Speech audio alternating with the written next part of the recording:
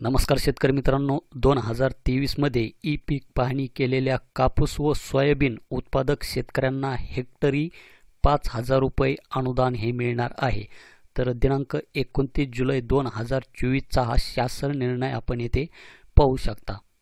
तर यामध्ये आपण पाहिलं तर शासन निर्णय काय सांगतोय की राज्यातील सन 2023च्या खरीप हंगामातील कापूस व सोयाबीन उत्पादक शेतकऱ्यांना 0.2 हेक्टरपेक्षा कमी क्षेत्रासाठी सरसगट रुपये 1,000 तर 0.2 हेक्टरपेक्षा जास्त क्षेत्रासाठी त्यांच्या क्षेत्रानुसार प्रति हेक्टर रुपये 5,000 म्हणजेच 2 हेक्टरच्या मर्यादेत अर्थसहाय्य मंजूर करण्यास मान्यता देण्यात येत आहे।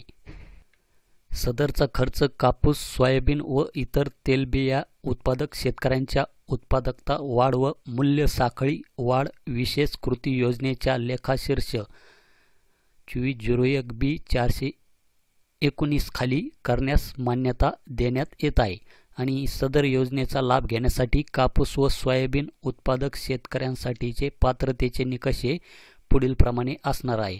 तर हे निकष आहे, यामध्ये नंबर 1 चा निकष असा आहे की राज्यातील सन 2023च्या खरीप हंगामातील कापूस व सोयाबीन उत्पादक शेतकऱ्यांना 0.2 हेक्टरपेक्षा कमी क्षेत्रासाठी सरसगट रुपये 1,000 तर 0.2 हेक्टरपेक्षा जास्त क्षेत्रासाठी त्यांच्या क्षेत्रानुसार प्रति हेक्टर रुपये 5,000 2 हेक्टरच्या मर्यादेत अर्थसहाय्य अनुज्ञेय राहील।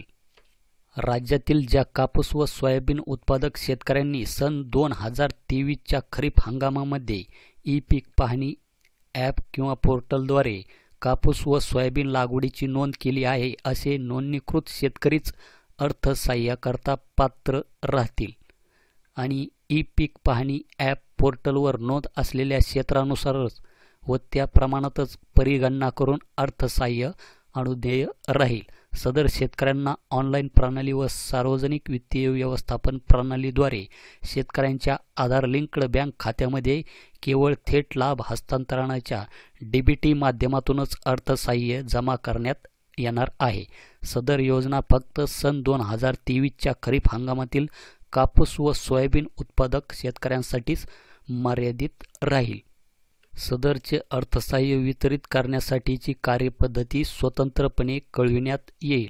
तर हा 29 जुलै 2024चा हा आपण शासन निर्णय येथे पाहू शकता।